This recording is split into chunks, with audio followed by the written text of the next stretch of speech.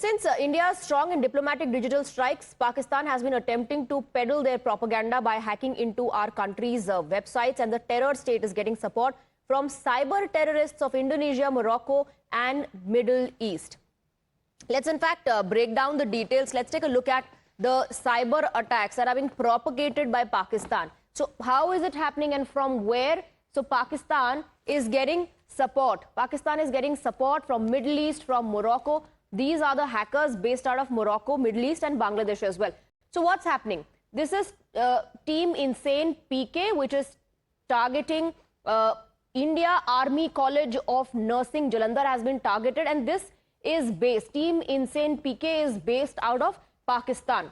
Sainik Welfare has also been targeted. Hotel Punjab and Jammu and Kashmir targeted as well. Army Public School in Punjab targeted. The next handle is Mysterious Team Bangladesh, also targeting the e-governance portals. It's based out of Bangladesh. On its target are education portals. This is how Pakistan is carrying out cyber warfare against India.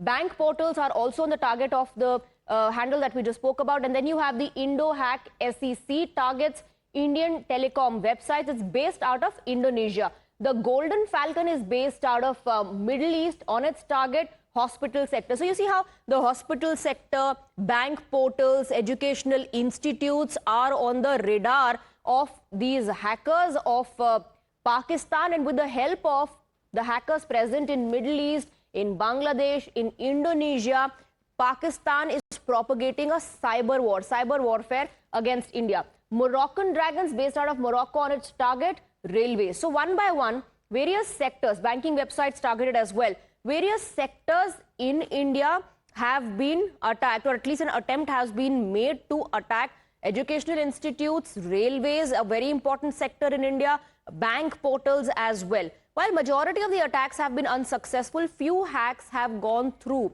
owing to weak cyber security. Maharashtra Cyber Police is assessing all the threats and has advised agencies to increase their cyber security. 22 अप्रैल की पहलगाम घटना के बाद Maharashtra cyber department ने ऐसा observe किया कि cyber attacks और cyber warfare जो भारत पर हो रहा है उसमें एक बहुत ज्यादा तेजी देखी गई। और मैं आपको बता दूं, पिछले एक हफ्ते से ज्यादा 8 दिन में लगभग 1 million attacks from Pakistan, from middle east, from Moroccan countries, from Indonesia, इसमें सब इस्लामिस्ट ग्रुप अपने आप को बोलते हैं, और ऐसे साइबर ग्रुप्स हैं जिन्होंने लगभग 1 मिलियन अटैक्स पिछले 8 दिनों में लॉन्च किए हैं, जिसमें से कुछ अटैक्स सक्सेसफुल भी हो चुके हैं। जिसमें सबसे पहला नाम आता है टीम इंसेन पीके, जो कि एक पाकिस्तानी बेस्ड एपीटी ग्रुप है। एपीटी मतलब एडवांस परसिस्टेंट थ्रेट ग्रुप, जिन्होंने अटैक्स किए हैं army college of nursing Jalandhar, सैनिक welfare portals Punjab and J and K, army public school Punjab region में। और इनका मेन मोडस ऑपरेंडाई है website defacement, command and control via web protocols and exploiting CMS vulnerabilities. We have Nilesh joining us on the broadcast. Nilesh, we just heard the ADG Maharashtra Cyber Police, who's talking about how these groups are operating out of the Middle East, Morocco, Bangladesh, and providing help to Pakistan in propagating its cyber warfare in India. And he said a very important thing, that most of these attempts have been unsuccessful. However, some hacks have gone through.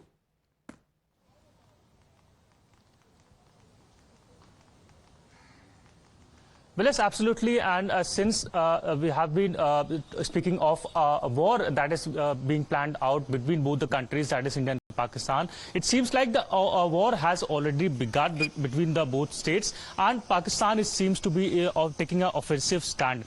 With the group Team Insane PK is being sponsored from Pakistan. It is in collaboration working with other groups hailing from various other foreign states, are busy attacking our country. Our cyber virtual world is constantly being targeted by these groups. And what is significant here to note is that in the past 8 days, merely 8 days, it has been 1 million of attack attempts that has been given out by these groups onto various crucial institutions of our country, of our nation, and which is why this report holds a grave importance, which has been currently accessed by Times Network. The details speak and narrates how specifically Indian agencies are being targeted, Indian institutions are being targeted to send a strong message that the world is united against India. However, as of now, our agencies, our brave agencies, have been fighting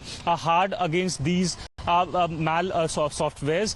They are able to protect our nation and its data. But what we are picking up through our sources in Maharashtra Cyber Cell, they inform that the most unique part as well as the dangerous part here is that these groups who normally function in solo are currently seen working in synergy and in coordination. We've reported this in the past as well about Pakistan resorting to cyber warfare or cyber attacks. But yes, they have been intensified, and perhaps after the Pahalgam attack, the focus also is on how Pakistan is receiving help from countries like Indonesia, Bangladesh, Middle East, and Morocco. I want to bring in cyber expert Pawan Dugal for his quick assessment and his perspective on all of this. I was just telling Nilesh that this is not the first time that cyber warfare from Pakistan is being reported, but the help that is getting from the other countries is being highlighted now. Clearly, this is not the first time we've seen cyberspace. We've seen that earlier, but this time with Pulwama attack coming in, it's a different ballgame altogether. Pakistan has realized that maybe on the ground it may not be able to match India's prowess. Hence, the best way to target India is to target Indian critical information infrastructure, websites, governmental departments, ministries.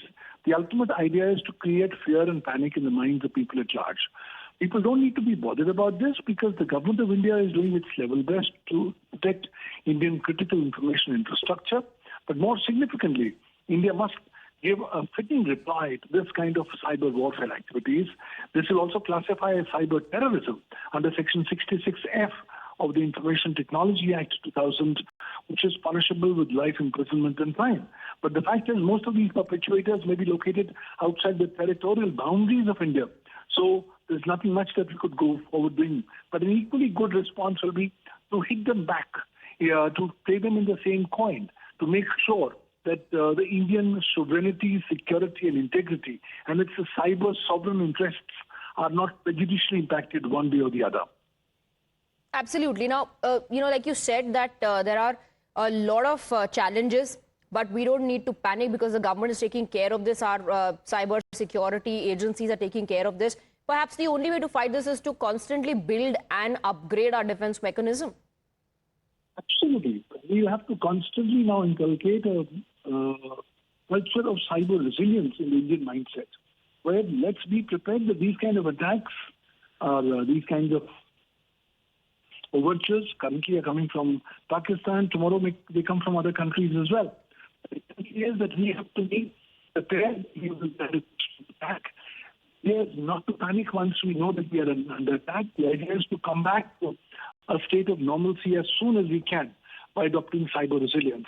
We'll also have to encourage Indians to adopt a culture of cyber security because that's the only way going forward in case if we want to strengthen Indians' hands and the hands of the Indian nation at large in the interest of protecting its cyber sovereign interests. All right, Mr. Dugal, thank you very much for joining us on the broadcast and for simplifying things. Let me quickly also go across to Nilesh. Now, Nilesh, our agencies have been able to identify these groups and from where they are operating. Like the cyber experts have been saying, Pakistan is resorting to this perhaps because it knows that when it comes to India's military might, there's nowhere Pakistan stands in front of it. So resorting to all these fronts, and India needs to give a befitting reply on all the fronts that Pakistan is opening against India.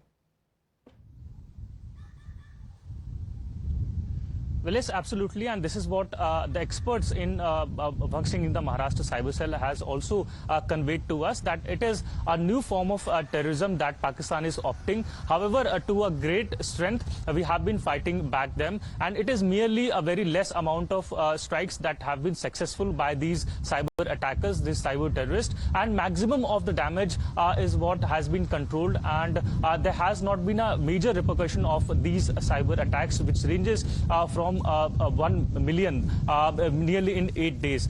So that is the counter attack that Maharashtra Cyber Police is countering these terror attacks. But at the same point, the report has also been submitted to some very top agencies, security agencies of our nation, be it ATS of various states, be it policing department of various states, and a robust technology is being given out by the Maharashtra Police, Maharashtra Cyber Police, and a request as well as a recommendation has also been given into this particular report, which suggests that how securing or safeguarding the cyber system is of a grave importance, as it all are connected data, which ultimately leads down to national security, and which is why safeguarding these data become a very significant aspect for all war fronts. Cyber experts, while speaking to us, mentioned that how these data can at point be a very specific point, be it deployment of troops or any other top level